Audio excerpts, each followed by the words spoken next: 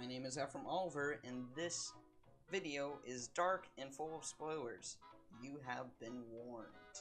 Do not spoil Game of Thrones for people.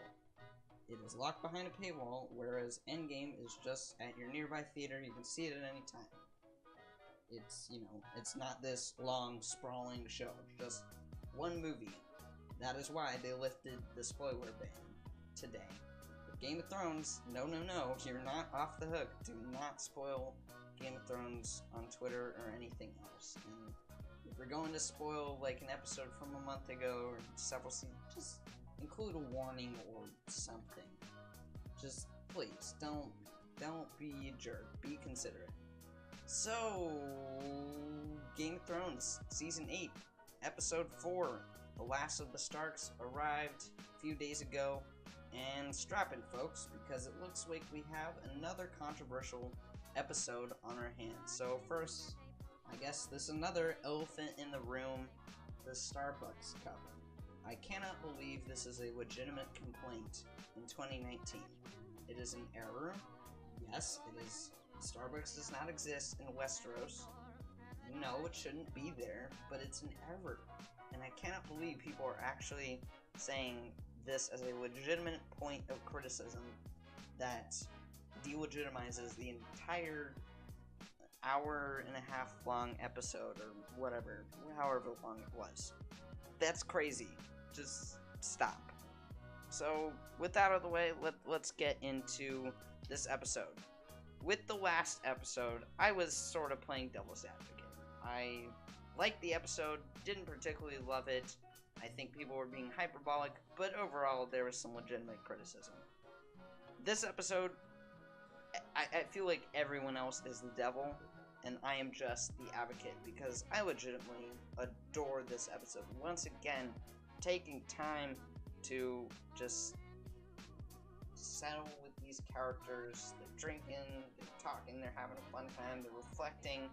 There's like the first 10 minutes are an incredibly somber scene of just people mourning the deaths of the soldiers in the Long Night Battle Winterfell, and it's just a really tender moment. A lot of people were saying, Endgame, the first hour is so sad, blah blah blah, but there's plenty of humor, it's not completely dour.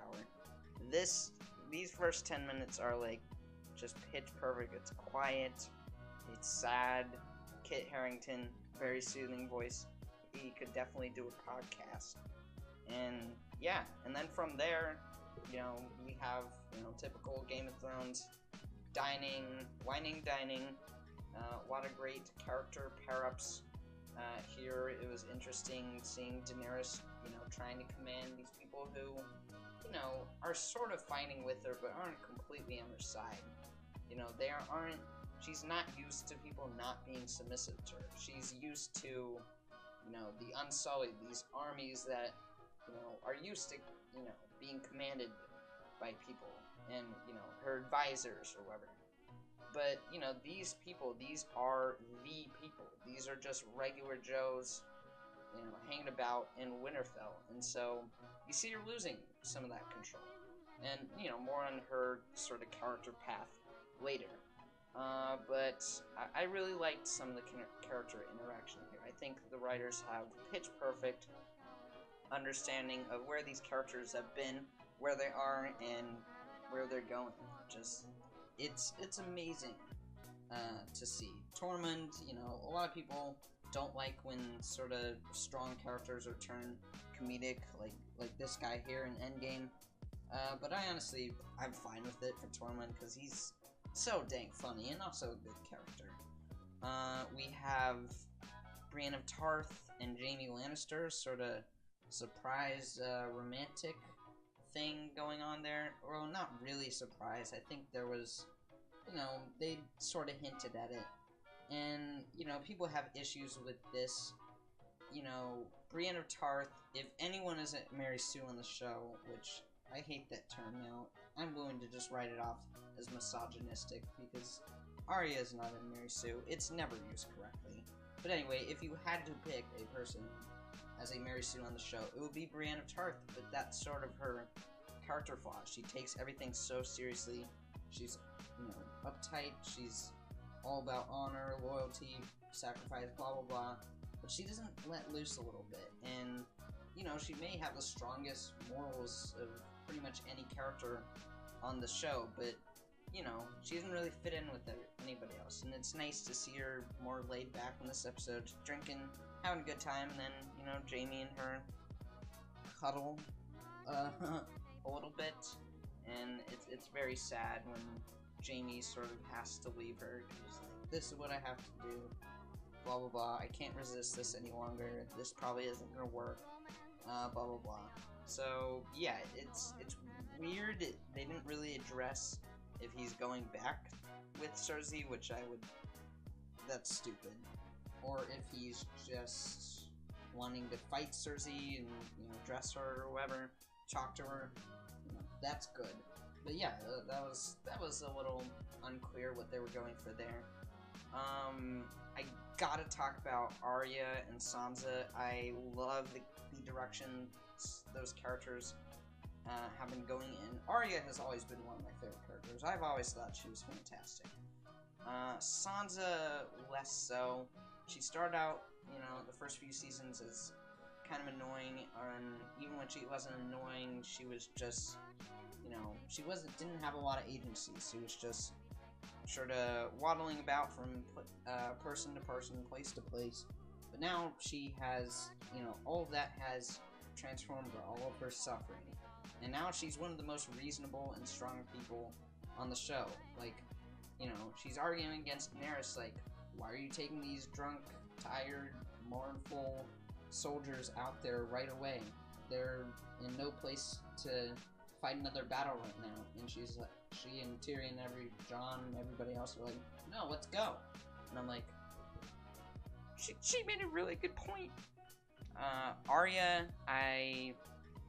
she's gotten a little less murdery, a little more nice past few seasons, which is kind of refreshing. I'm glad they didn't make her like a villain or anything. But I think she's just has a better sense of self now. She knows who she is. She's gone through a lot of identity changes. She went for a long time pretending she was a boy. She definitely ain't no lady because, she says, when Gendry is like, they just made me lord of something or other, and will you marry me and be my lady? Little forthcoming, but okay, Gendry. And Arya's like, no, that's not me. I assassinate people. I'm very behind the scenes. I'm, not too sociable. I'm just, she's a little bit of an introvert now. And I kind of like that. She has a lot of compassion, but she just realizes who she is and goes and hangs out with the Hound. Keeps very good company. Hound and Bronn, some of the funniest characters on the show. Reflect the show very well. Cynical people, who are like, I'll do whatever it takes, blah, blah, blah. But, I'm also can be good-natured. I'm not completely heartless or whatever, and pretty funny. So, yeah, I really like where they've taken those two young characters. And then, they tried to travel off to King's Landing. Fast travels back. Yeah, didn't love that in Season 7. Don't particularly love it here, but I don't know. It was easier to ignore in this one, just because I loved where they were going. And it wasn't too distracting, because a lot of it didn't feel rushed. And, yeah, if the entire King's Landing journey and battle had taken place in another episode, that would be weird. So, a little bit of setup, but I also think this episode holds on its own. You have Jon saying goodbye to Tormund, saying goodbye to the direwolf ghosts, which people are saying, when he pat him, this nitpick crap, I'm really getting tired of it. It's like, it was so intentional. He couldn't bear to even say goodbye, so he was crying a little bit, and he just sort of walked away in disbelief. Like, it's intentional. A lot of the criticisms are like, dude, they meant for that to happen. I could sense it. And we also have Jon saying goodbye to Sam. I don't know if we'll ever see Sam again in the show. I don't know what more purpose he has, but, you know, if that's his last moment on the show, bravo, because it was a really sweet moment. Then we have, you know, them going to King's Landing, arriving, their ships get blasted, and they lose another dragon, and so they get stranded on the island, but, oh no, Missandei's captured, and so, you know, they sort of meet Cersei in front of the castle. You know, she has all sorts of weapons pointed at them, and also, Missandei's in shackles, and they're obviously gonna kill her. So that's what they do. A lot of people were like, why didn't Missandei grab Cersei or whatever when she was unshackled? And I was like, dude, they would still kill her. They have all sorts of projectiles pointed at her at this very moment. And that also might get the other people killed. Like, that would be a legitimately terrible idea. And people were also like, why didn't Cersei just kill all of them right there? What good would that do? They have other armies, and, you know, Cersei's ruthless, but never on the show have you seen people just gun down the negotiating crowd. They're just trying to plead. Why would it be in Cersei's interest to just do that right now? Like, it's just not something that's happened on the show. And, like, even if that's, like, really stupid or whatever, like, come on, does it really matter? I think this tense interaction more than makes up for it. It's a really good scene. People were, you know, were like, also Missandei's death doesn't feel earned, blah, blah, blah. She's been on the show for so long. So long. Yeah, they captured her. It had purpose, and people are saying she's a prop, you know, it's only to service another man's story. Oh my god, there's so many deaths on Game of Thrones. A lot of them male. A lot of them service maybe a woman's story, maybe other male stories. Like, really? It's not about gender, it's not about race. Come on, it's just a heartbreaking death. No one was happy to see Missandei die. Believe me, I wasn't. But yeah, I guess that does it for what I think of this episode. I was honestly so thrilled with this episode. I think it's the best Season 8 has had to offer, and honestly, it may be one of my favorite Game of Thrones episodes. I was so pleased with it. I can't wait to see where they go. You know, Daenerys, you know, they've sort of set her up as sort of becoming the next Mad Queen. A lot of people also weren't a fan of that, but I don't know, but they've set it up so much. You had the problem, you know, sort of the complications that come with eradicating slavery. Things weren't always going her way. She was facing a lot of backlash, and, you know, then you have Missandei dying, which will surely push her to the edge.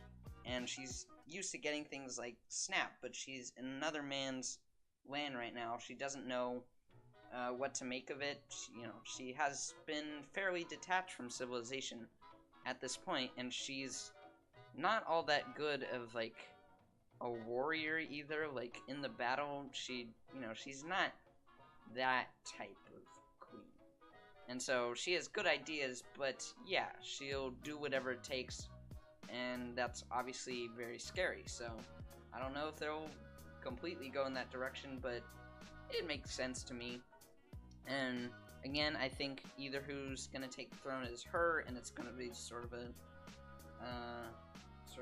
dark ending, or it's gonna be Jon's gonna have to kill Daenerys, and he's gonna take the throne, and it's gonna be a happy ending. Only as happy as a Game of Thrones finale could really be. You've been watching the show. Anyway, please leave a comment down below. What do you think of Game of Thrones so far, and particularly this episode? Who do you think's gonna take the throne? Leave a like if you enjoyed this review. Subscribe and ring the bell if you want to check out the rest of my content for some reason. And as always, I will see you in the next video.